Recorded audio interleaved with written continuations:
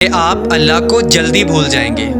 مال و دولت میں یہ اندیشہ ہے، لیکن اگر آپ کو گنتے ہوئے ملتا ہے، اگر آپ کو ناپ تول کے دیا جاتا ہے تو عین ممکن ہے کہ ہمیشہ اور ہر لمحے اللہ یاد رہے گا۔ امام احمد بن حنبل، بہت بڑا نام امام احمد بن حنبل، اس مار کے متعلق فرماتے ہیں کہ جو مار ہاتھیوں کو پڑتی تو ہاتھی بلبلا اٹھتے۔ ہاتھی ایک سخت جانور ہے، اگر ہاتھیوں کو وہ مار پڑتی تو ہاتھی چلا اٹھتے، لیکن آپ کی آنکھوں سے آنسو نہیں نکلا۔ آنسو کب نکلا؟ جب خلیفہ وقت کا ایلچی آیا کہ بادشاہ نے آپ کے لیے اشرفیوں کے تورے بھر کے بھیجے ہیں۔ آنکھوں سے آنسو جاری ہو گئے۔